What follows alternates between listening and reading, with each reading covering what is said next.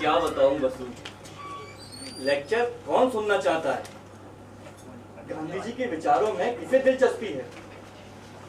आप नाहक परेशान होते हैं। दरअसल बात ये है, जमाना बदल गया, गांधी जी का युग चला गया।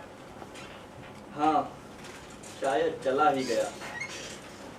कहाँ गए वो लोग, चरित्र के धनी, सेवा त्याग को जीवन समझने वाले लोग?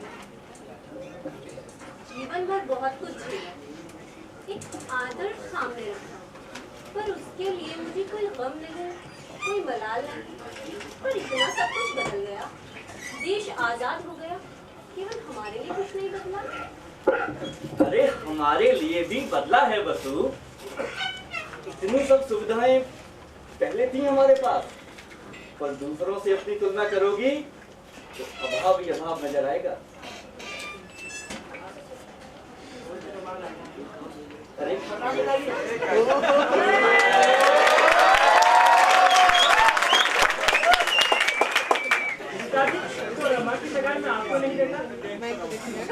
बेटा, दरअसल बात ये आना जाना तभी से बंद है, जब वे एक लड़की को कॉलेज में भर्ती कराने थे, इन्हें 25,000 रुपए दे रहे थे।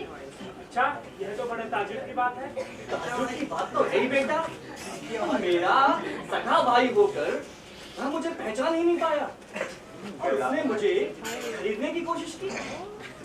कैलाश को मालूम नहीं है कितने सरकारी महकमे ऐसे हैं जहाँ बिना कुछ लिए दिए जायज काम करवाए जा सकते। इससे तुम्हारा मतलब क्या है? पिताजी, मैं आपके सिद्धांतों की कद्र करता हूँ और चाचा जी के कामों का समर्थन नहीं करता, पर आप उनके साथ जाति कर रहे हैं। जाति? कैसे? आपने कहा कि वो आपको खरीदना चाहते हैं, पर बात थोड़ी सी फर्क है। वो आपको व्यक्तिगत तौर पर नहीं खरीदना चाहते, बल्कि एक सेठ से एक स्कूल को 25,000 रुपए का दान दिलवा रहे। पकोड़े ठंडे हो रहे हैं बेटा, तुम लोगों ने क्या बहस छेड़ दी? नाजायज काम के लिए दिया हुआ रुपया, चाहे स्कूल फंड में जाए या मेरी जेब में, है रिश्वत ही। और यदि ऐसा प्रस्ताव मेरे पास कोई लाता है तो वह मुझे खरीदने का प्रयास भी कर रहा है, इसमें कोई संदेह है? आपकी बात बिल्कुल ठीक है पिताजी, मगर कमलेश भाई की बातों में भी दम है।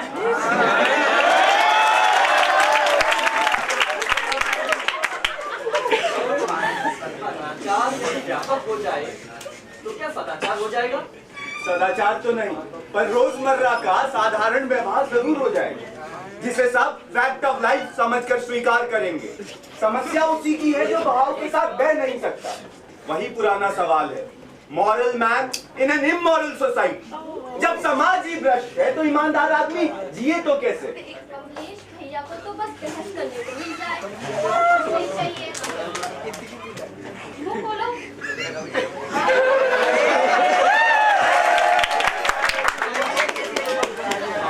आज मेरा जन्मदिन है और आज मैं इस लायक भी नहीं मुझे 100 रुपए की साड़ी देती हूँ। कैसी बातें करते हो भैया? इसकी साड़ी चाहिए? क्या? पिताजी, दिल छोटा नहीं करते बेटा, तुम जुग जुग बहन का मान रखने के लिए भगवान तुम्हें और बहुत से मौके देगा।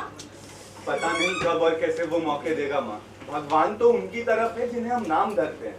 रमा की सगाई में कितना जेवर चढ़ा तुम देखती तो तुम्हारी आंखें खुली रह जाती। अब माँ इतनी सुंदर लग रही थी, मैं क्या बताऊँ, और उसके हाथों में रुपये का पैसा था तो मेरी आंखें निकल रही थी।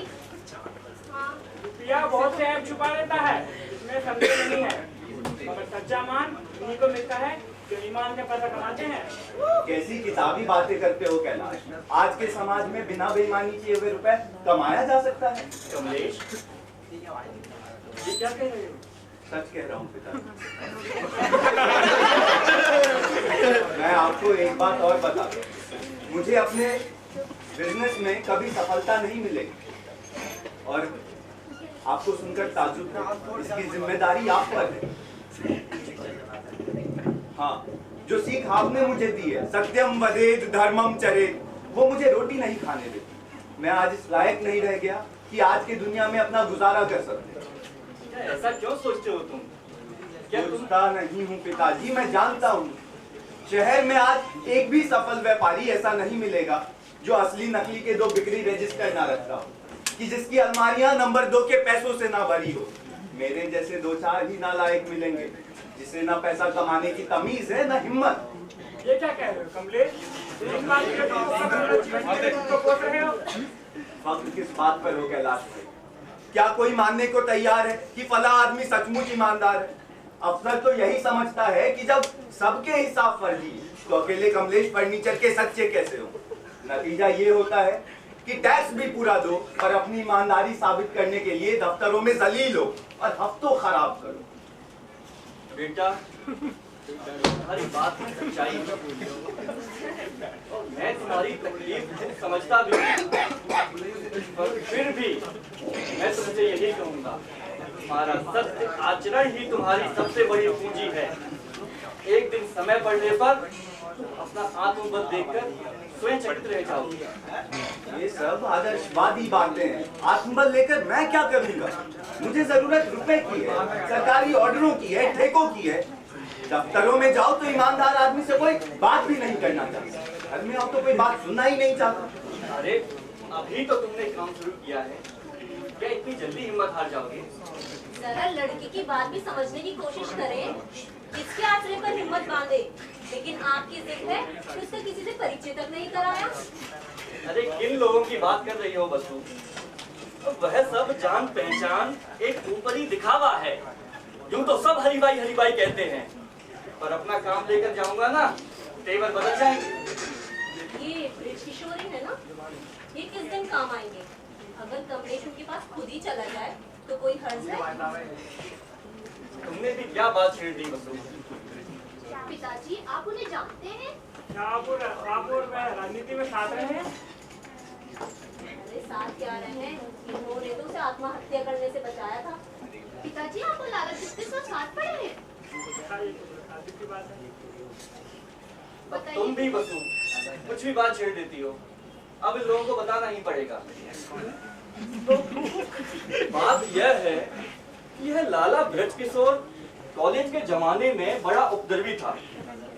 एक रात इम्तिहान की कॉपियां चुराने के लिए यह प्रिंसिपल के कमरे की खिड़की तोड़कर अंदर घुस गया और कॉपियां लेकर भाग ही रहा था कि चौकीदार ने पकड़ लिया। फिर क्या थी, रेस्टिकेशन की नौबत आ गई।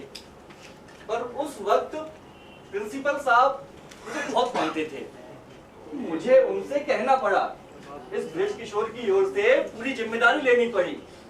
बस इतनी सी बात है।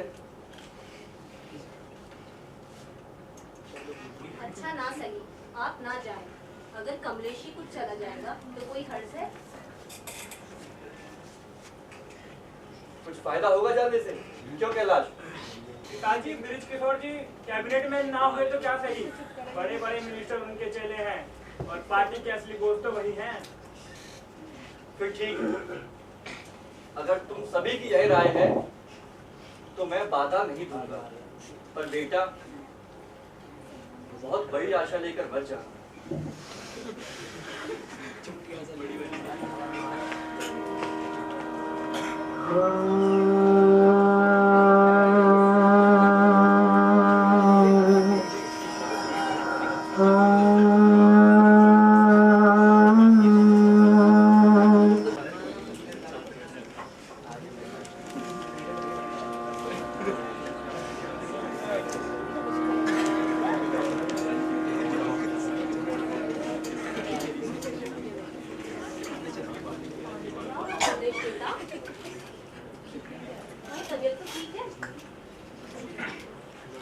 नाला ब्रिज किशोर के घर गए थे ना, वहाँ कुछ कहासुनी हो गई। क्या बताऊं माँ, खुशामदियों की भीड़ लगी हुई।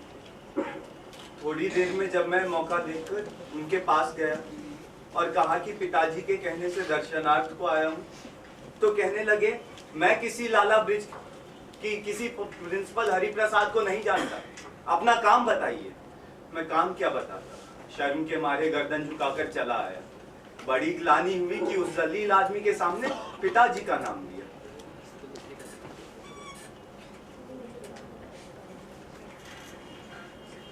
तुम परेशान मत हो। खाना वाना खाया? भूख किसे? हे भगवान, क्या हो गया आपको?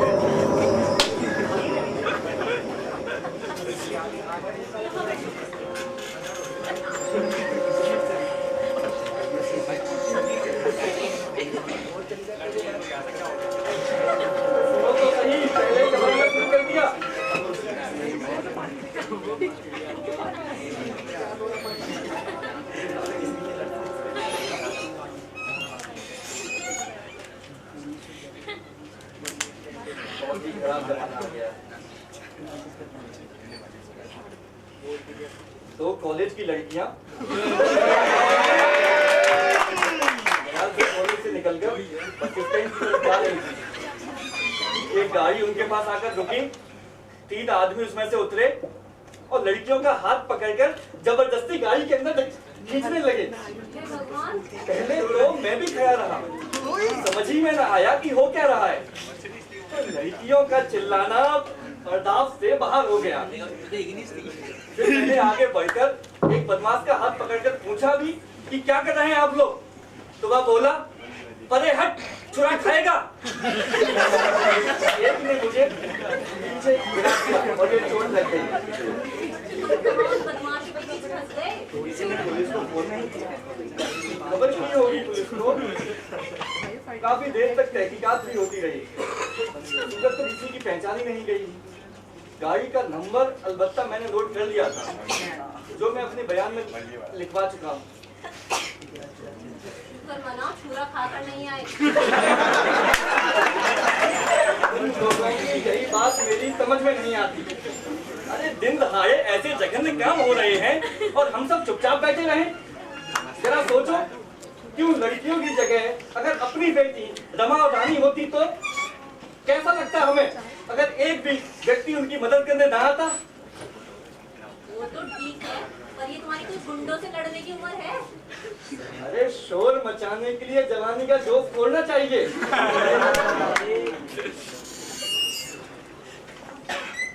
कपड़े कौन से बेटा देखना?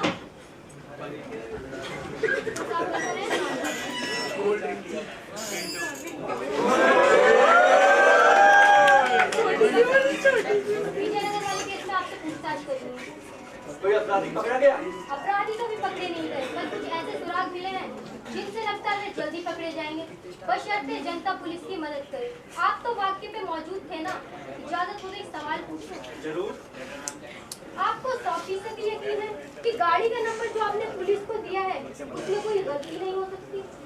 मेरी समझ से तो बिल्कुल नहीं। मेरा फर्ज है कि मैं आपको आगाह कर दूं। ये गाड़ी यहाँ के मशहूर नेता ब्रिज किशोर जी की है। माफ कीजिएगा, मैं समझा नहीं, इसमें मुझे आगाह करने जैसा क्या है? देखिए साहब, अक्सर ऐसा होता है कि दबाव पड़ने पर गवाह गाड़ी का नंबर तो क्या वाकयात तक भूल जाता है और पुलिस का क्या करा धरा का धरा रह जाता है। लेकिन साहब, चोरी की गाड़ी तो किसी की भी हो सकती है। गाड़ी चोरी की थी या नहीं ये अभी कंफर्म नहीं है। इस वक्त हमारे सामने 2 अहम बातें हैं। एक, गाड़ी का नंबर बकौल आपके क्या था, और दूसरा वाकई की थोड़ी ही देर बाद प्रेम किशोर को गाड़ी में चलाते देख रहा है। अच्छा, आपकी तहकीकात तो बहुत आगे तक पहुंच चुकी है। अब आप मुझसे क्या चाहती हैं? मैं आपसे ये जानना चाहती हूँ कि केस के नए पहलू जो मैंने आपके सामने अर्ज किए हैं, उससे आपकी गवाही में कोई फर्क तो नहीं पड़ेगा? देखिए साहब, जो जो वाकया मैंने देखा और जैसा मैंने पहली बार बयां किया, उसमें मेरी ओर से ना कोई फर्क पड़ा है ना पड़ सकता है। मैं केवल इतना जानता हूं कि 3 नकाबपोश आदमियों ने 2 लड़कियों को जबरदस्ती गाड़ी में बिठाने की कोशिश की और फिर एक ने मुझे पीछे देकर धक्का देकर पीछे गिरा दिया और फिर वो तीनों एक सफेद रंग की मोटर से भाग गए। हालांकि गाड़ी का नंबर मैंने नोट कर लिया था, जो मैं अपने बयान में पहले ही लिखवा चुका हूँ। बाकी मोटर के ड्राइवर को मैंने नहीं देखा, न मैं जानता हूँ कि वह कौन था। शुक्रिया। एक सच्चा गवाह इसके अलावा कह भी क्या सकता है। अब मैं आगे जाऊंगी।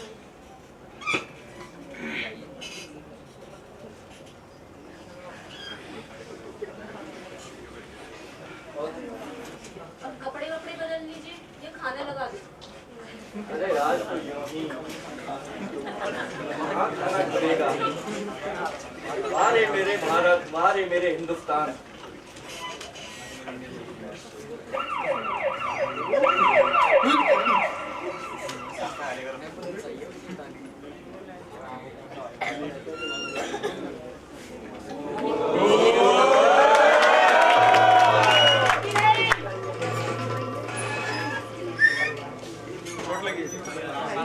इतने सालों बाद शायद ना भी पहचान पाता, वही तेवर, वही अंदाज।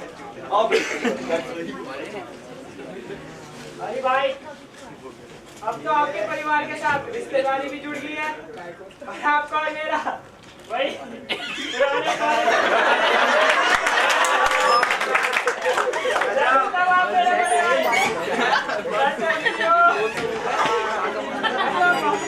हाँ, ये मेरी पत्नी है।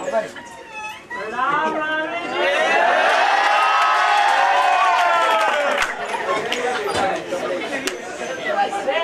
इन्हें तो हम पहचानते हैं, तो आए थे हमारे पास। अरे हम किसी की एक बार सूरत देख ले तो भूलते नहीं है। तो बेटा तुमने बताया क्यों नहीं, तुम हरि भाई के लड़के हो? बताया क्यों नहीं, पर उस उस समय मेरा ध्यान कहीं और रहा होगा। हरि भाई तुमसे क्या छुपाऊं, ऐसे चाटुकोर मक्कार घटिया लोग हम लोगों को सुबह शाम घेरे रहते हैं, दिमाग खराब हो जाता है, होश नहीं रहता। किससे बातें कर रहा हूँ? और बेटा मैंने तुम्हें सीधा पहचान लिया है, घर पे आके मुझसे मिलना। आज इतने सालों बाद ये अचानक कॉलेज के दिनों की यादें कैसे ताजा हो गईं? भैया बड़ी मुसीबत में हूँ और इस मुसीबत से तुम ही मुझे निकाल सकते हो। भाई पहली बात तो यह है कि इतना प्रभावशाली नेता मुसीबत में है, और दूसरी यह कि मुझ जैसा नगण्य व्यक्ति तुम्हें बचा सकता है। अब आपसे क्या छुपाऊं हरि भाई, अपने बेटे प्रेम किशोर की वजह से बड़ा परेशान हूँ। उसको कितने काम दिलवाए, नौकरियां लगवाई, पर कुछ करता ही नहीं है। ठीक है आपके आशीर्वाद से घर में किसी चीज की कमी नहीं है, बस हर भले आदमी को एक नाम की तख्ती तो चाहिए होती है कि नहीं? उसमें क्या शक है? तो भाई साहब एक आइडियल माइंड को बुरी सोबत मिलने में कौन सी देर लगती है, रोज कोई ना कोई उपद्रव लगा ही रहता है। अब आज ही देखिए विजयनगर मार्केट की वारदात, आप तो वाकई पे मौजूद थे। अरे वहीं से तो ये सिर पड़वा कर आ रहा हूँ। यहाँ से प्रेम किशोर का क्या वास्ता? कोई वास्ता नहीं, यही तो मैं कह रहा हूँ। ना जाने कब वो मेरी गाड़ी घर से निकाल ले गया और गुंडों ने उससे गाड़ी छीन ली और ये विजयनगर मार्केट की वारदात घट गई। उस घटना में प्रेम किशोर का कोई हाथ तो नहीं था ना? नहीं भाई, पर चूंकि गाड़ी मेरी है इसलिए मेरे राजनीतिक दुश्मन इस कोशिश में लगे हुए हैं प्रेम किशोर को इस घटना की चपेट में फंसा दिया जाए और ब्रिज किशोर का पॉलिटिक्स करियर मटियामेट कर दिया जाए। अरे ऐसा कैसे हो सकता है? जब प्रेम किशोर घटना में शामिल ही नहीं है, गुंडे उसकी गाड़ी चोरी से ले गए, तो यूं ही उसे कोई अपराधी बना देगा? अब आपको कैसे समझाऊं भाई साहब, किसी को अपराधी सिद्ध करना कौन सी बड़ी बात है। रोज जहाँ गुंडे पकड़े गए, चाहे डंडे के जोर से चाहे पैसे के जोर से, वो तो ये तक कह देंगे खुद गाड़ी चला रहा था। भाई ये बातें मैं सचमुच नहीं समझता, और यह सब तुम मुझे समझाने की कोशिश भी मत करो। सच कहूं भाई साहब, ये समस्या खड़ी भी आप ही के कारण हुई है। मैं ना कहता ये सब कुछ आपने जानबूझ के किया है, पर ना आप ये गाड़ी का नंबर पुलिस को देते, ना ये आज नौबत आती। लेकिन मैं गाड़ी का नंबर पुलिस को क्यों ना देता? तुम तो इतने प्रसिद्ध समाज सेवक हो, क्या तुम नहीं समझते कि घटना का पूरा ब्यौरा देना मेरा सामाजिक कर्तव्य था? अरे भाई साहब, मुझे गलत ना समझिए, बल्कि मुझे तो इस बात पे गर्व है कि आप जैसे सिद्धांतवादियों को इस देश की मिट्टी में जन्म देने की शक्ति है। और आपको क्या मालूम था, आपकी सैद्धांतिक रक्षा के कारण आपके छोटे भाई की गर्दन पे छुरी चल जाएगी। बात बढ़ाने से क्या फायदा? किशोर, मुझे नहीं मालूम था यार कि गाड़ी तुम्हारी है, और मालूम भी होता तो मैं नहीं समझता मेरे बयान में कोई फर्क पड़ता। लेकिन अब तो किशोर, जो होना था वह हो चुका। तुम प्रभावशाली व्यक्ति हो, अच्छा वकील रखकर अदालत के जरिए अपना पक्ष मजबूत करो, दूसरा चारा भी क्या है? भाई साहब, बहुत सरल उपाय है। यदि आप मेरी प्रार्थना स्वीकार करें, सारा केस आपकी रिपोर्ट पे टिका हुआ है, सारा मामला खत्म हो सकता है। अगर आप कह दें आखिरकार एक से कई गाड़ियां होती हैं, कईयों के तो नंबर भी मिलते जुलते, हो भी सकता है ये गाड़ी रही हो या ना रही हो। क्यों? भाई साहब, एक बार युधिष्ठिर महाराज भी तो झूठ बोले थे, झूठ बोले होंगे, लेकिन कहाँ धर्मराज युधिष्ठिर और कहाँ एक साधारण स्कूल मास्टर। तो सच के अलावा कुछ और कह नहीं सकता किशोर। अरे तो हम क्या कह रहे हैं, आप सत्य ही बोलिए, बस इतना ख्याल रखते हुए कि आपकी बातों से वो लोग फायदा ना उठा ले जो चाहते हैं ब्रिज किशोर के पॉलिटिक्स करियर को खत्म कर दिया जाए।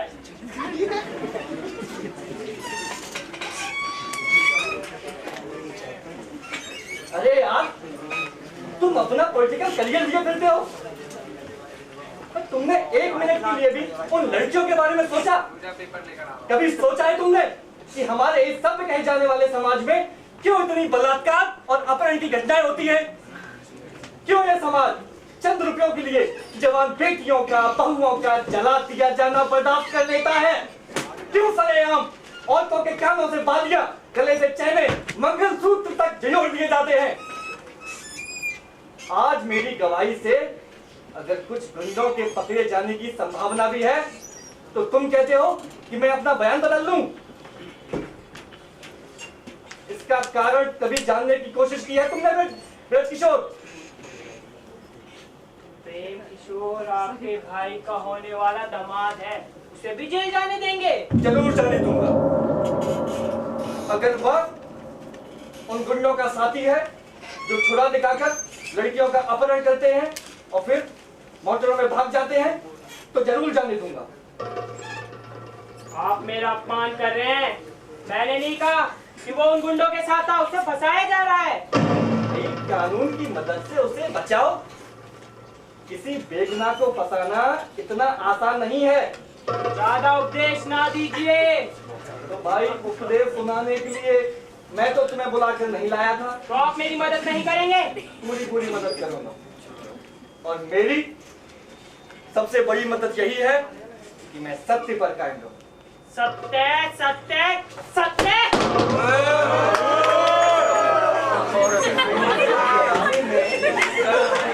सत्याग्रही रह चुके हो, आज इन शब्द पर इतनी आपत्ति क्यों? ज्यादा व्यंग ना कीजिए। मैं वो ताकत रखता हूँ जो आपका सत्यवत्य सब भुला दूं।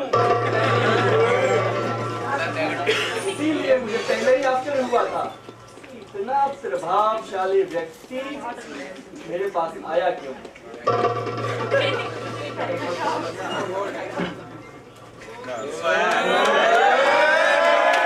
ताल्लुकात हैं, नई रिश्तेदारी है, मेरी घर में समस्या का हल हो जाएगा। पर जब आप ही मेरी नाक रगड़ाई में आनंद लेने वालों में से हो, तो बात खत्म हुई। आप ना मानते तो ना सही, पर याद रखिएगा, ये ऐसा वैसा मामला नहीं है जो 1-2 महीने में खत्म हो जाएगा, सालों साल चलेगा। अदालत जाते जाते जो ये आपकी जूतियां है ना घिस जाएंगी। चलो मोचियों को तो काम मिलेगा। आपका काम कॉलेज में कितने दिनों तक चलता है? और बच गई।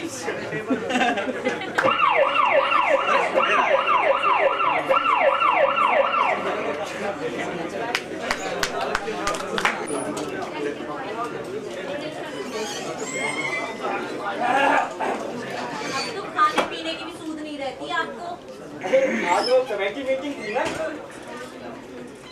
अच्छी मीटिंग हुई तो बिना खाए पिए ऐसी मीटिंग करते हैं सब। अरे जब कमेटी मीटिंग होती है तो कई काम देखने पड़ते हैं। अब तुम्हें क्या बताऊं बसु, कॉलेज क्या अखाड़ा सा बन गया है। पढ़ाई लिखाई से किसी को कोई मतलब नहीं। टीचर्स में जबरदस्त तलबंदी है और कमेटी मेंबरों का तो कहना ही क्या, एक से एक गुटबाज। 25 साल से पढ़ा रहा हूँ, ना जाने कितने विद्यार्थी मेरे देखते देखते आए और चले गए। हमेशा मेरा उनके प्रति और उनका मेरे प्रति एक आदर का, एक सम्मान का भाव रहा। लेकिन ये जो युवा पीढ़ी आई है, इससे बात करने का, इसको समझने का मुझे कोई सूत्र ही नहीं मिलता। जैसे न जाने किसी दूसरी दुनिया के लोग हों।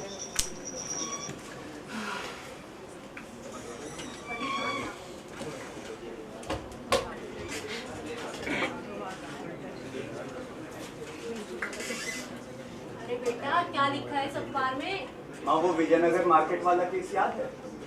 उसमें जिन लड़कियों का अपहरण हो रहा था, उन्होंने अदालत में बयान दिया है कि उनके साथ कोई जबरदस्ती नहीं। उन्होंने अपना पहला बयान किसी के दबाव में दिया। अब उन्हें किसी से कोई शिकायत नहीं। विश्वास कैसे आए? इतनी बेरहमी से गुंडे उन्हें घसीट रहे थे मेरे ही देखते देखते, और अब वे खुद कह रही हैं कि कुछ हुआ ही नहीं। और आपका सर फूटा, लाला ब्रिज किशोर से लड़ाई टनी, कॉलेज में झगड़े उठे, सिर्फ इसीलिए कि आप सच्चाई पर कायम रहे। और नतीजा क्या हुआ? अपने अपने दामों पर सब बिक गए और झूठे बने आप। केस चाहे खारिज हो जाए, अरे मेरी बात झूठी कैसे हो सकती है? जो सच है वह तो है ही ना। क्या एक भी आदमी आज इस शहर में मौजूद है जो मेरी बात को गलत समझता है? नहीं है, माना, पर इस सर्वमान्य सत्य का क्या असर हुआ? मैं तो सिर्फ ये देख पा रहा हूँ कि इतनी तवालत उठाकर आप जिस सच्चाई पर कायम रहे, उसे सत्ताधारियों ने एक ट्रिक में उड़ा दिया। तुम ठीक कह रहे हो बेटा। तो तुम अन्यायी ताकतों से मुकाबला करने के लिए हमें सत्य का ही बल तो चाहिए कि नहीं? नहीं, 1000 बार नहीं। सत्य और अहिंसा से इनका सामना नहीं किया जा सकता।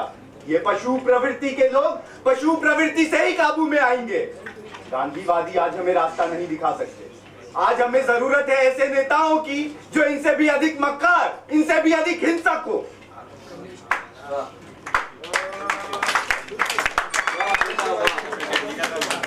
अगर समाज पता ही नहीं, बिना मैंने बता दिया। हिंसा और मक्कारी से पीड़ित है तो उस पर और अधिक अहिंसा और अधिक मक्कारी ना हो। यह कैसी दलील है? एकदम लचर दलील। पर अब आप बताएं कि आप विजयनगर मार्केट वाले केस में क्या कर सकते हैं? आपने सत्य और न्याय के लिए अपना सब कुछ दांव पर लगा दिया और जीत हुई मक्कारों की। अब आपका गांधीवाद क्या कहता है? मेरा गांधीवाद कहता है कि जिस चीज को मैं सत्य समझता हूं उस पर खड़ा रहूं, अडिग रहूं। नतीजा क्या होगा यह मेरी जिम्मेदारी नहीं। और नतीजा हमेशा वही होता है, सच बोलने वाले मार खाते हैं और जीत होती है गुंडों की। मैं कह रहा था ना, अकेले उसी के नहीं, सभी के विचार ऐसे हो गए। प्रिंसिपल क्या हुआ ना? सर हॉस्टल में पुलिस आई है। पुलिस? जी सर। कारण? सर कोई बैंक रॉबरी का केस मालूम होता है सर। कोई पकड़ा तो नहीं गया? सर कोई पकड़ा नहीं गया है, परंतु एक पिस्तौल जरूर हाथ लगी। वार्डन साहब ने कहा है आपको तुरंत लेके चलो और जल्दी चलिए। अच्छा वसु, उम्मीद करता हूँ ज्यादा वक्त नहीं लगेगा।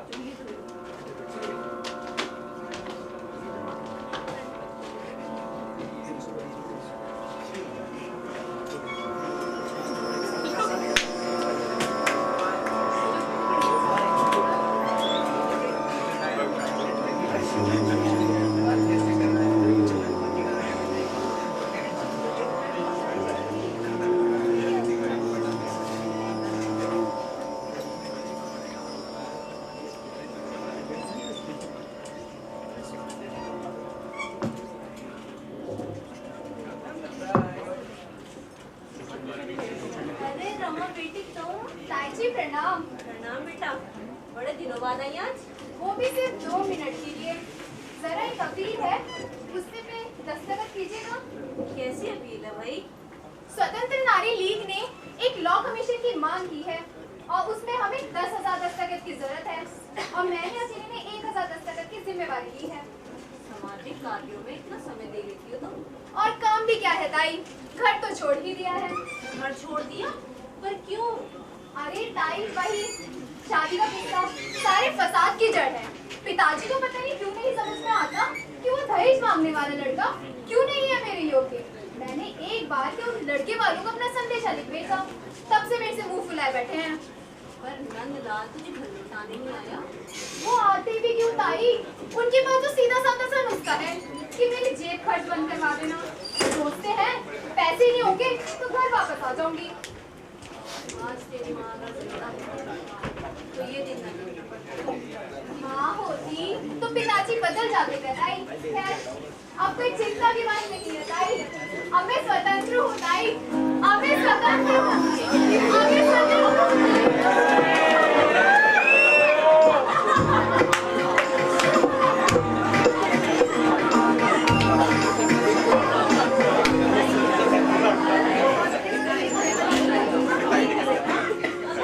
सभी हाथ से चले क्या? तुम आज बैठी रहती भाई।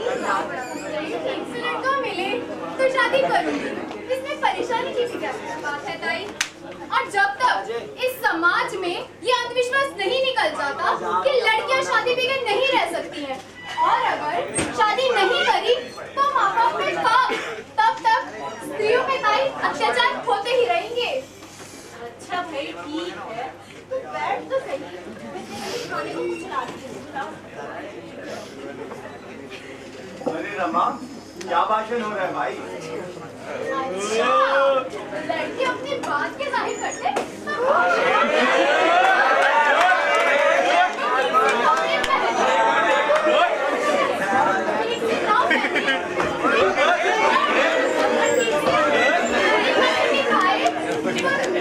और ठीक से खा ले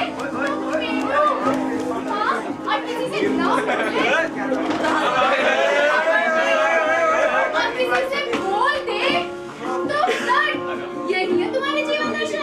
अरे इतना मत बिगड़ो भाई, मेरा ये मतलब नहीं था। मतलब क्या होगा? मर्दों के मुंह से तो बातें अपने आप निकल जाती हैं, बिना सोचे समझे रिफ्लेक्स एक्शन। बड़े आए बात किसे पी दस्तखत मेरे ले लो, पर पहले नाराजगी दूर करो। हर बात बहन से किसी न किसी बात पर झगड़ा हो जाता है, ये मुझे अच्छा नहीं लगता। बड़े आए, राखी तक तो मनवाने तक नहीं आए थे।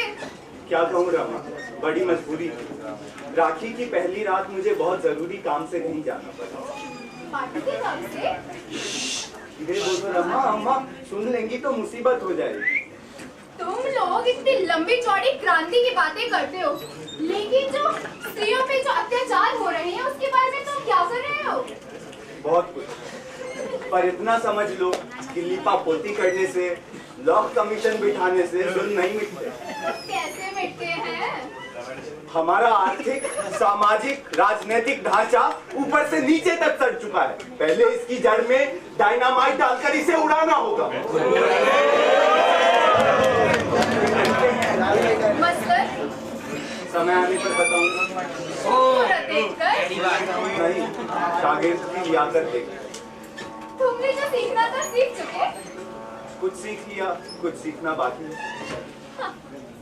और शागिर्द बनाने शुरू कर दिए। वाह भैया, जब खुद समाज को डायनामाइट करने की तकनीक सीख जाओ ना, तब मुझे उपदेश देने आना। तब तक मुझे अपने काम करने के लिए मेरे पास बहुत से तरीके हैं।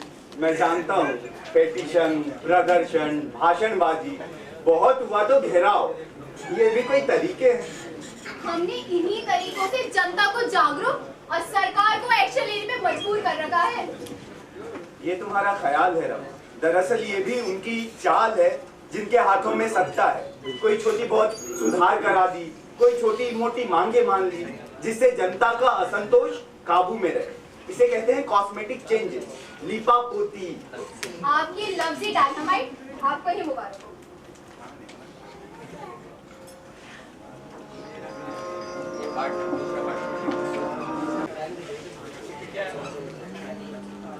अंतिम पैरा लिखिए।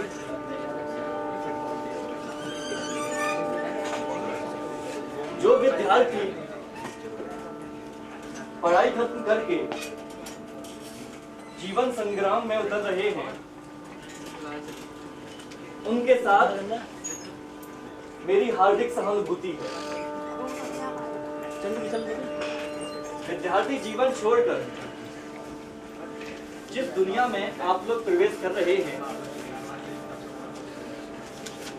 उसमें तारीफ के लायक बहुत कम है।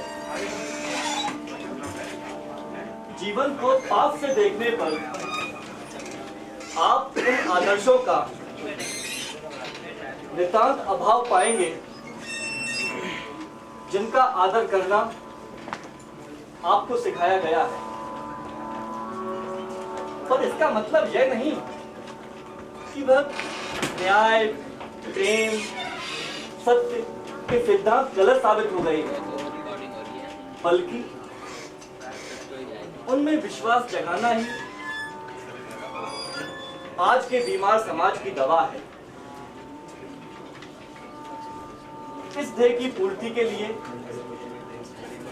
आपका अंतःकरण आपका मार्गदर्शक हो। इसको जल्दी से टाइप करके दीजिए, आज की मुख्य अतिथि भी आप पहुंचते ही होंगे।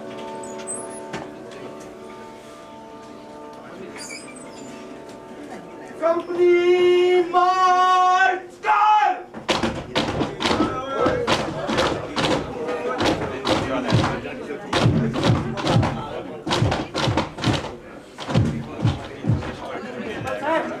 प्रिंसिपल सर, लगता है वो लोग आ भी पहुंचे। देखिए तो कितने पुलिस आई है, पूरी फौज आ गई है। पर कोई समझता कौन है? इतनी पुलिस आएगी तो लड़के बेकाबू नहीं हो जाएंगे।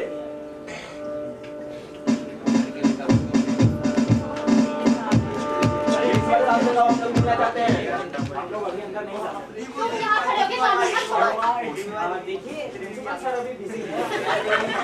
जाके कहो इन्विटेशन मिलना चाहता है। अरे साहब, प्रिंसिपल सर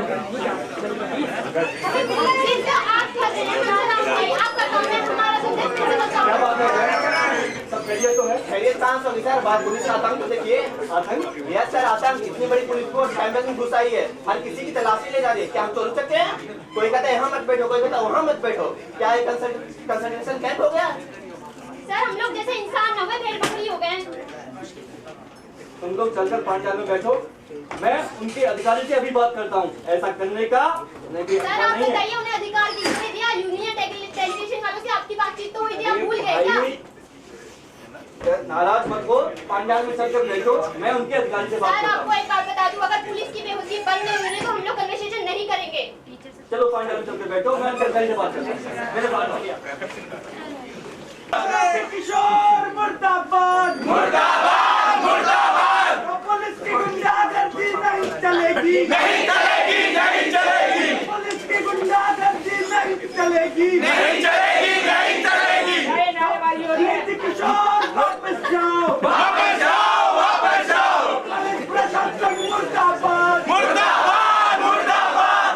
प्रशासन मुर्दाबाद, मुर्दाबाद, मुर्दाबाद। खड़ी खड़ी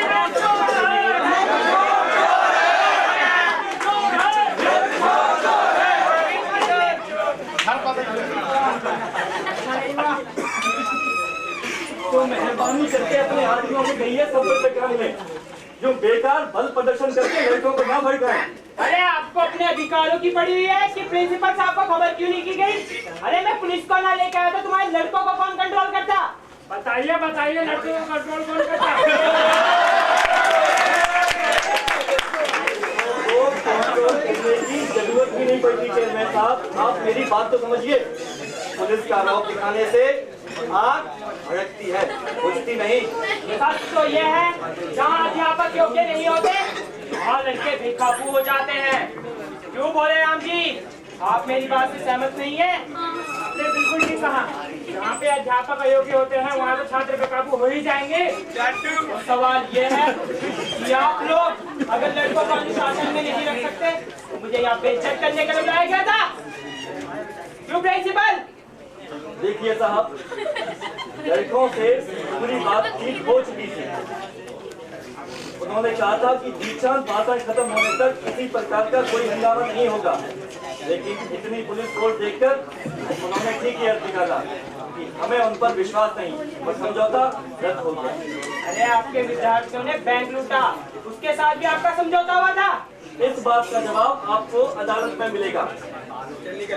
अच्छा आदमी आप लोगों ने प्रिंसिपल बनाया, अपनी ही कहता जाता है, दूसरों की तो सुनता ही नहीं है। यह तो साहब इनकी खासी आदत है, अपनी ही कहते जाएंगे और दूसरे की सुनेंगे। अरे आपको कोई प्रिंसिपल नहीं मिलता क्या? मिलेंगे क्यों नहीं साहब? दरअसल बात यह है कि यहाँ के विद्यार्थी इनको बहुत मानते हैं। अगर इनको यूं ही बेवजह निकाल दिया जाए तो छात्र प्रदर्शन करेंगे, हड़ताल करेंगे। कहीं ऐसा ना हो कि हर संस्था खत्म करने की नौबत आ जाए। अरे तो हाथ पे हाथ धरे बैठे रहिए, बल्कि उनके सामने जाके घुटने टेक दीजिए, घुटने, और सिजदा कीजिए, सिजदा।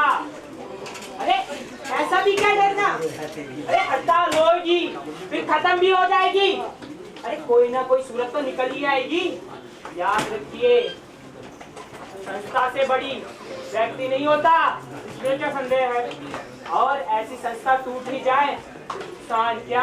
और वैसे भी आपके लड़कों ने नाम कमाया तो काहे में? खेती में। यह तो सचमुच बड़े शर्म की बात है हमारे कॉलेज के। और आपका प्रिंसिपल इसको कोई शर्म मानने की बात मानता है कि नहीं? बल्कि उनको बचाने के लिए लीगल एड कमेटी बनाई जा रही है, चंदे इकट्ठे किए जा रहे हैं। सो तो है, ठीक है फिर, क्योंकि आप प्रिंसिपल सर के सामने तो छू तक नहीं कह सकते, वरना तो संस्था टूट जाएगी। नहीं, ऐसा नहीं है कि उनके बिना संस्था चल ही नहीं सकती। तो कोई ठोस कदम उठाइए। कुछ विद्यार्थी उनके पक्ष में होंगे, कुछ उनके विरुद्ध होंगे, है ना? अरे गली गली में चोर है, चोर है, गली गली में चोर है,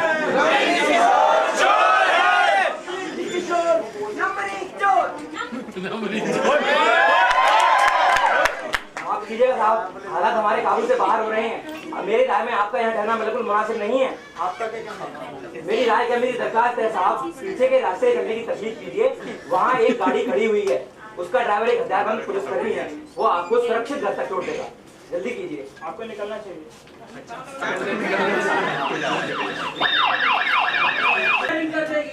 और एक कंपाउंड 5 मिनट के अंदर खाली कर दिया जाए।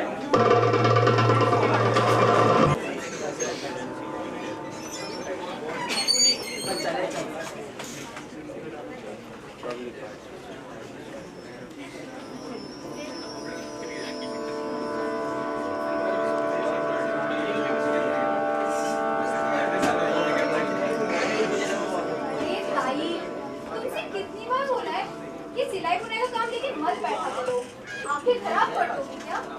नहीं बेटा, इन आंखों का तो बहुत सहारा है।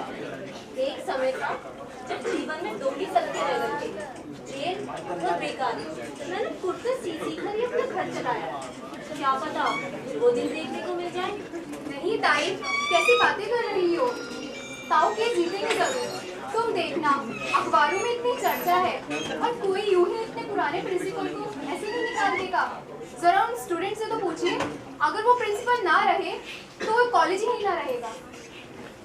बेटा जरा देखना तो सही दरवाजा बंद है क्या? सब बंद करना भूल जाती हूँ।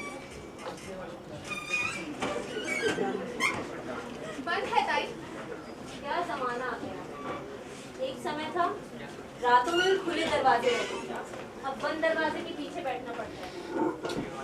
11 बज गए, तुम्हारे ताऊजी भी पता नहीं कहाँ रह गए, अब तक नहीं आए।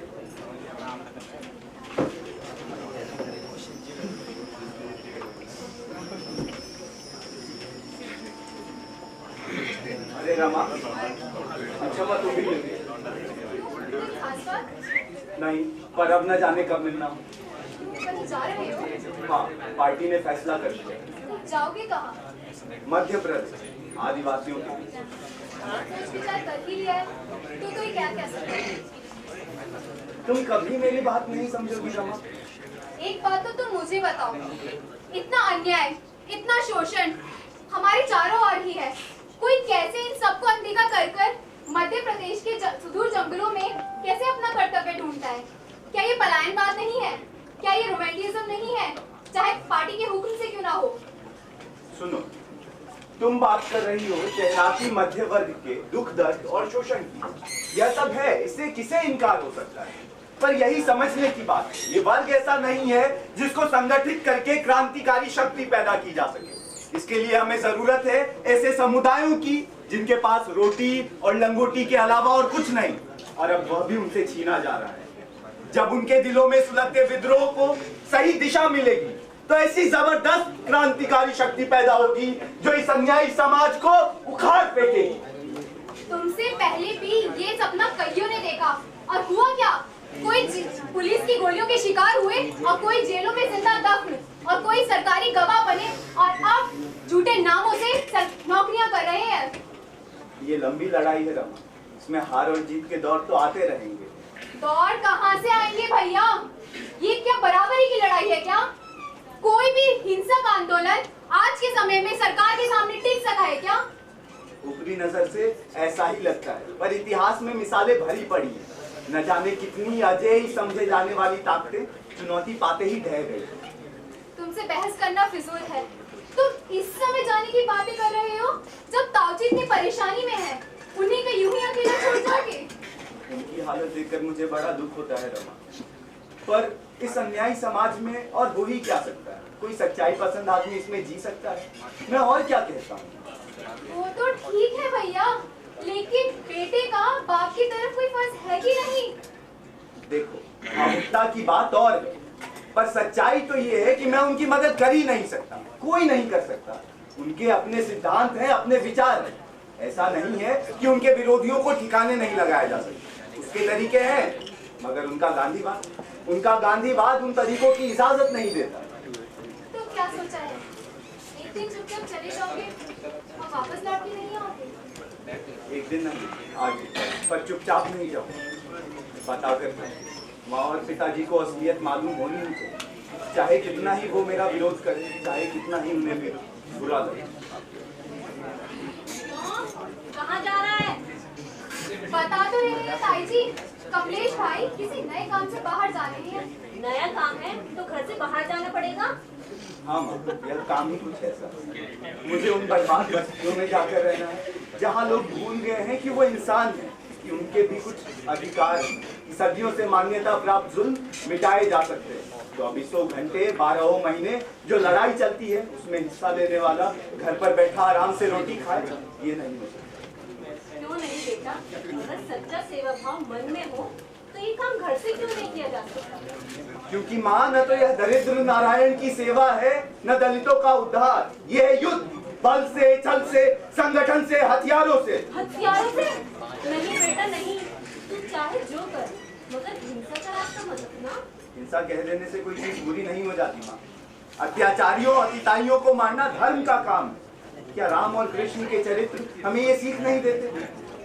जरा माँ की बात तो समझने की कोशिश करो भैया। जो गोलियों के भरोसे रहते हैं वही गोलियों के शिकार हो जाते हैं। और जो अहिंसावादी होते हैं वो बच जाते हैं क्या? आए दिन कितने निहत्थे लोग लाठी, गोली और अग्निकांडों का शिकार होते हैं।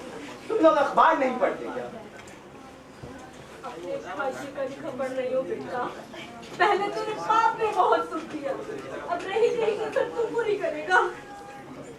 अगर तुम ऐसा सोचती हो माँ, तो मैं भी क्या कर सकता हूँ। मैं मजबूर हूँ, मेरा रास्ता तय है और मेरा जाना जरूरी। अब तुम चाहो तो खुशी खुशी मुझे विदा करूँ या अपने भाग्य को कोसूं।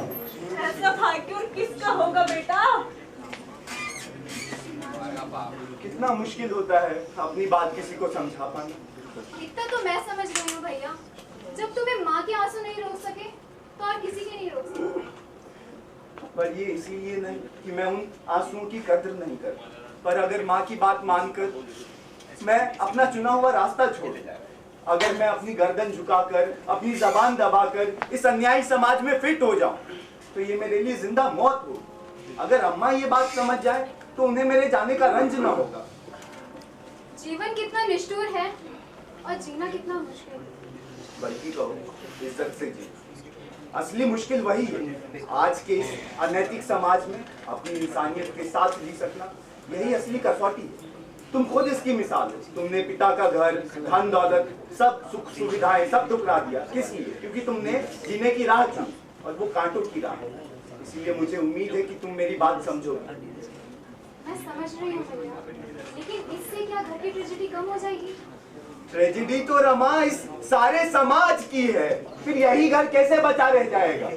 तुम्हें इस व्यवस्था में कुछ उम्मीद है, इसलिए तुम मेरी बात नहीं समझोगे। कोई नहीं समझेगा, मैं अकेला चलूंगा। ये अकेले चलने वालों की ही राह है।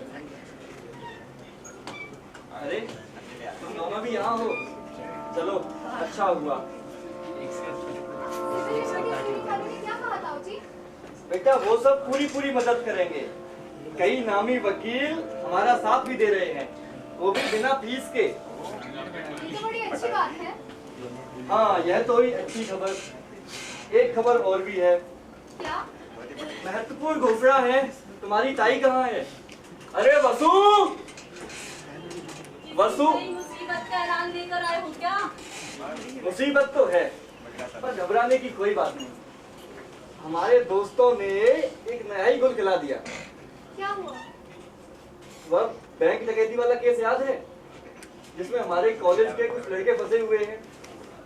उसमें से एक लड़का सरकारी गवाह बन गया है और उससे बयान दिया है कि सारा काम मेरी देखरेख से हुआ और लूटी हुई रकम 2 दिन कॉलेज के सेफ में भी रखी रही। लेकिन जांच क्या? तुम लोग सुनोगे तो हंसोगे। अब क्या बताऊं?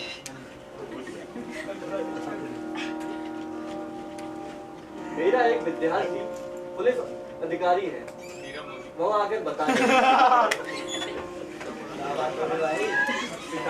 आपकी ये बात जाने दी। नहीं बेटा, कहो। मैं तुम्हारी राय की कद्र करता हूँ। क्या कहूँ? कितने जुल्म, कितनी जास्तियां होंगी आपके साथ। अब जेल जाने की तैयारी, बिना किसी अपराध के, एक झूठे आरोप पर आप इस बात से खुश हैं कि गिरफ्तारी के पहले कोई आपको आगाह करके चला गया। बेटा,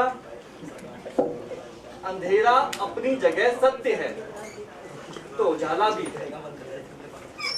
भले ही वो एक टिमटिमाते दीपक से अधिक ना हो, पर वही लौ एक दिन ज्वलंत प्रकाश बनेगी।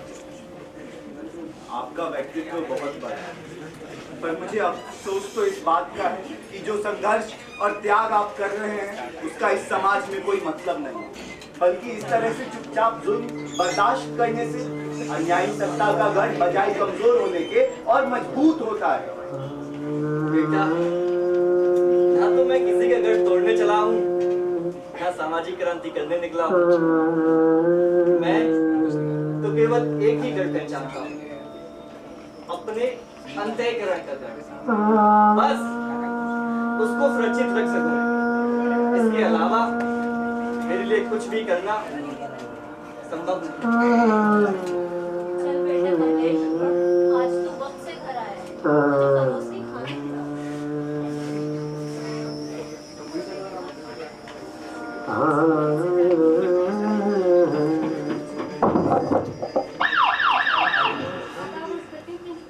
आदाब, फरमाइए।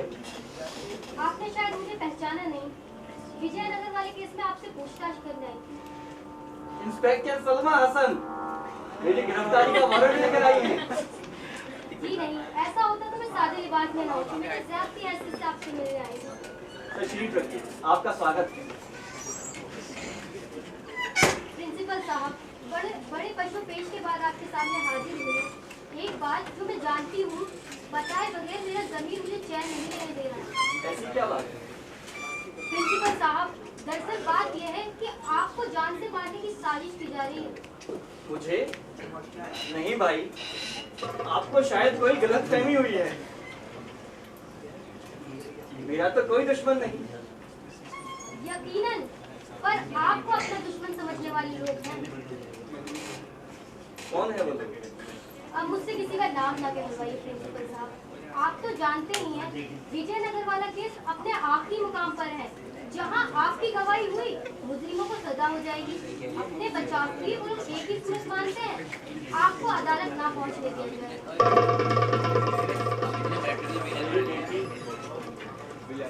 कितनी नेकी, कितना प्रेम है तेरे दिल में।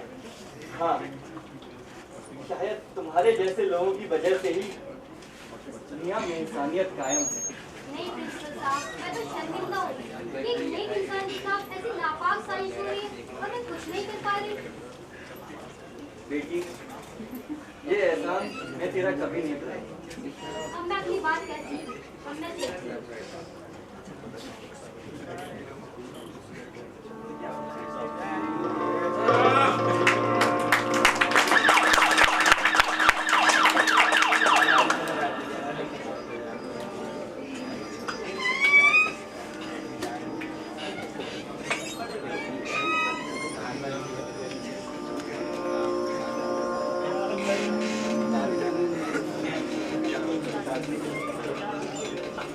अपने बारे में मैं आपको एक जरूरी बात बताना चाहता हूँ, पर यहाँ तो आपको गिरफ्तार करने की साजिश रची जा रही है। उनकी फिक्र मत करो तुम, झूठ कितने दिन टिकेगा? अपनी बात कर। मैं आज ही घर छोड़कर जा रहा हूँ। अरे क्यों? पार्टी के काम से जा रहा हूँ। पार्टी के काम से? तो तुम आखिर इस नतीजे पर पहुंचे? हाँ, दूसरा कोई रास्ता नहीं। बेटा, मैं तो यही कहूंगा कि क्रांति तो विचारों में होती है और उसको लाने के अनेक मार्ग होते हैं, लेकिन जो पार्टियां गलत कामों से क्रांति लाना चाहती हैं, हथियारों से क्रांति लाना चाहती हैं, उन्हीं ने समाज की नब्ज को पकड़ा है। बिना हाथ और हथियार उठाए क्रांति की बात करना जनता को गुमराह करना है, चुपचाप जुल्म सहने की शिक्षा देना है। बेटा, मैं तेरे रास्ते को सही नहीं मानता, पर तुम अपने अंतःकरण से जा रहे हो, इसीलिए मुझे तुम्हें रोकने का कोई अधिकार नहीं। पर फिर भी इस बात का अफसोस रहेगा कि तुमने हिंसा की राह ली। आज के इस भ्रष्ट अनैतिक समाज में ईमानदार आदमी चाहे कोई भी राह चुने, नतीजा एक ही होता है। इस समाज की सारी ताकतें उसे खामोश करने में लग जाती है। गांधीवादी सत्य के नारे लगाते हुए मरता है और सशस्त्र क्रांतिकारी गोली चलाते हुए। रात कब खुलेगी कोई नहीं जानता।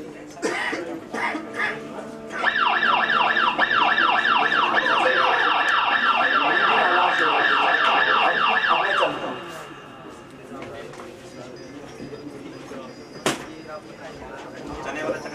कोई पूछे तो कह देना मैं यहाँ नहीं आया था। प्रिंसिपल हरिप्रसाद घर पर हैं? उनके नाम वारंट है, दरवाजा खोलिए।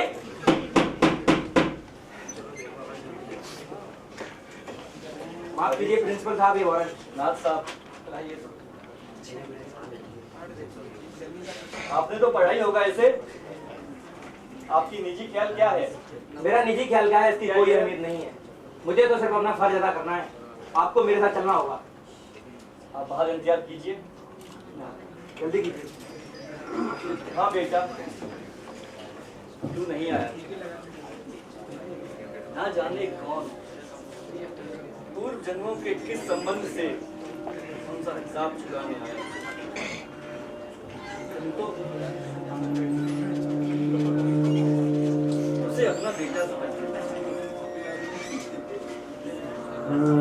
बसु, फिर आ गए वही पुराने दिन। कभी सोचा नहीं था कि दरवाजे पर फिर से दस्तक होगी और तुम्हें छोटा सूटकेस तैयार करना पड़ेगा।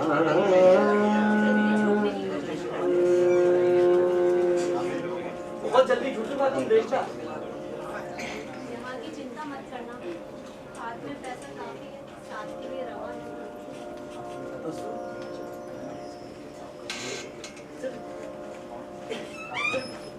एक ही बात जो मुझे परेशान किए। इतनी बार मैं जेल गया और तुम्हें काटने के लिए अकेला छोड़ गया। जीवन भर मैंने तुम्हें दुख ही दुख दिया, उन्हें कभी कुछ नहीं किया। तुम पर यह अन्याय करने का अधिकार कहाँ से मिला मुझे? शासन है? ऐसी बात तो नहीं है कि आप सुखी रहे और मुझे दुख रखा। और रही दुख देने वाली बात, जो सुख देता है वही दुख भी देता है। सच बताओ, इस आजीवन लड़ाई का तुम्हारे देखने में कोई मोल है? महत्व है? लोग आपको मानते हैं। अरे और लोगों की बात जाने दो। कमलेश तो आज अपने दो टूक फैसले दे गया। क्या तुम्हें भी कभी लगता है कि कैसे सिद्धांतवादी आदमी के ताला पड़ गया? ऐसी बात मेरे में खासा नहीं बसु नहीं, पर हम अक्सर वही देखना चाहते हैं, पर हम अक्सर वही देखते हैं जो देखना चाहते हैं। मुझे सच सच बताओ बसु, मैं तुम्हारे मन का भाव जानना चाहता हूँ। कई बार मन में ख्याल आया, अगर आप भी इतने सिद्धांतवादी ना होकर एक आम के लोग होते तो शायद वो भी सुखी रहते। लेकिन फिर सोचती हूँ कि अगर आप जैसे सिद्धांतवादी भी ना रहे तो जीवन में मूल्यवान कहने के लिए, गर्व करने के लिए क्या रह जाएगा? बस बस, अब मैं निश्चिंत हूँ। तुम्हारे लिए भी मेरे मन में कोई डर नहीं है। चाहे कुछ हो जाए, मेरी आस्था अडिग रहेगी। अरे आ रहा हूँ भाई, थोड़ा सब्र तो करो। देखो तो ये रमा सूटकेस में क्या रख रही है? सूटकेस तो कब का पैक हो चुका है। हम दोनों को बात करने का अवसर देने के लिए। समझदार है ये लड़की, कितना प्यार है इसके दिल में। बुला लो, इसे भी बुला लो। रमा बिटिया,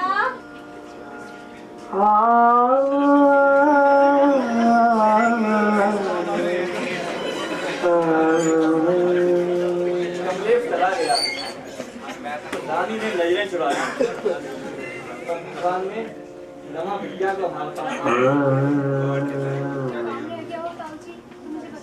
नहीं बेटी नहीं, जो किया जहाँ तक किया पूरा तन मन धन से किया। अब काम तो कभी पूरे होते नहीं, पर जितना मैं कर सकता था उतना पूरा है। अगर फिर से आया तो फिर से काम शुरू होगा, नहीं आया तो सोचना जितना कर सकता था उतना पूरा है। कैसी बातें कर रहे हो ताऊजी? ना आया, नहीं कर ये सब कुछ सोच चुकी है। इन्होंने कई बार मुझे ऐसी यात्राओं पर भेजा है। ये जानती है कि क्या हो सकता है और क्या नहीं।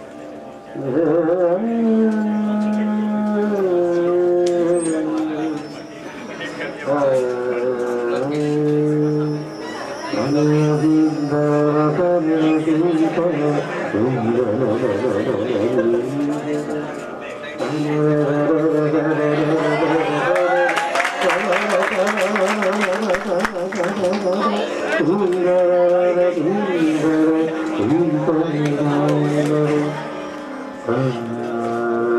कैसी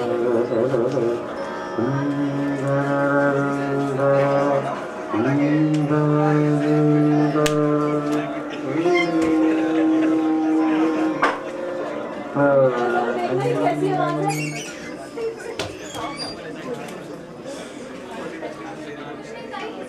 किसी इंजन की आवाज थी। कैसा सामान आ गया? कहीं खटका भी होता है तो तेरी घबराना। होने तो जमाने को खराब, लेकिन इतना घबराना चाहिए क्या? बेटा इन्हें किसी चीज का खतरा तो नहीं है ना? नहीं ताई, कैसी बातें कर रही हो? नहीं, ये कुछ भी कर सकते हैं। फिर अखबारों में खबरें छपवा देंगे। इन्होंने पुलिस की गाड़ी से भागने की कोशिश की। नहीं ताई, इनका बस चला तो झूठा मुकदमा दायर कर देंगे। तुम देखना, कल ही से एक ऐसा आंदोलन शुरू होगा कि उन बदमाशों को सर छुपाने के लिए जगह तक नहीं मिलेगी। बल्कि प्रदर्शन में मुझे भी साथ ले चलो। जरूर ताई, तुम सबसे आगे रहोगी।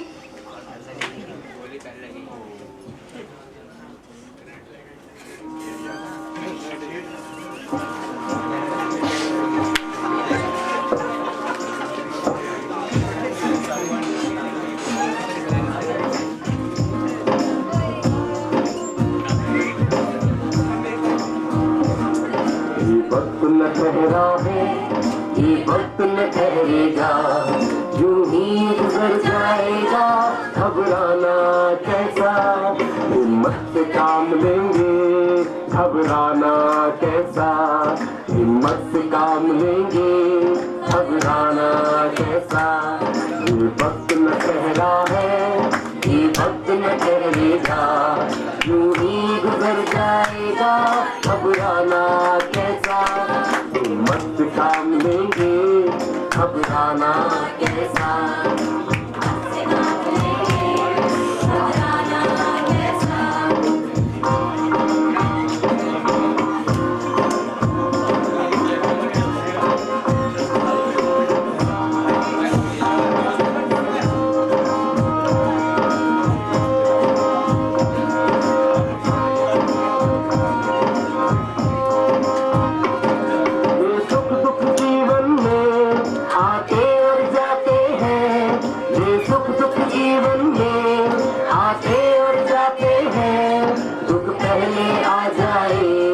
घबराना कैसा, दुख पहले आ जाए, घबराना कैसा, हिम्मत से काम लेंगे, घबराना कैसा।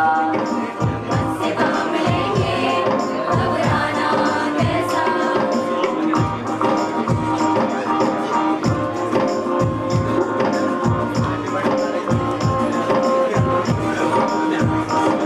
सागर के सीने से पाए हैं जब मोती, सागर के सीने से पाए हैं जब मोती, लहरें कभी बल खाए, घबराना कैसा, लहरें कभी बल खाए, घबराना कैसा, हिम्मत से काम लेंगे, घबराना कैसा, हिम्मत से काम लेंगे, घबराना कैसा।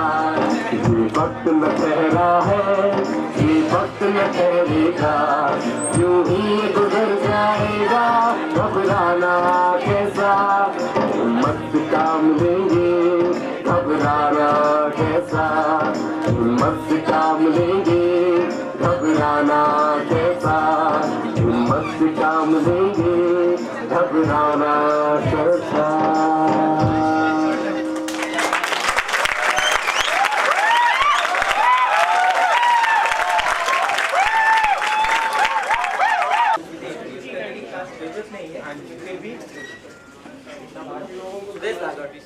विष्णु कुमार, दीपांशु मालविया, आर्यन राज, जैस्मिन, आशु यादव, अमरीन, हेमा, सलमा खान, मयंक, अमित कुमार, सामिर कमाल, आफरीन। Thank you. सभी का तो परिचय हो चुका है, मुझे थोड़ा विक्रांत का विशेष परिचय देना। विक्रांत जो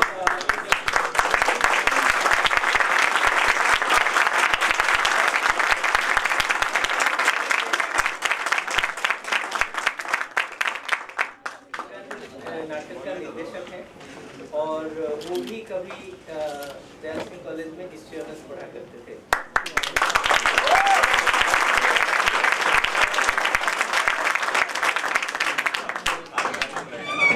और ऑडियंस तुम लोग जैसे भी हो, आप लोग जैसे भी हो, और ऐसे ही है हमारा जितने सारे कलाकार यहाँ पर हैं, ये सभी एमेचरिस्ट और बहुत लाइवली और लिटिल मोर देन डिसिप्लिन ऐसे लोगों को लेके विक्रांत ने जो ये नाटक किया है, उसके लिए मैं व्यक्तिगत रूप से और पूरा डिपार्टमेंट के ओर से एक्चुअली हम आभार हैं। Thank you Vikrant so much, being such a patient and such a wonderful director of this play. Put this all together. Thank you very much.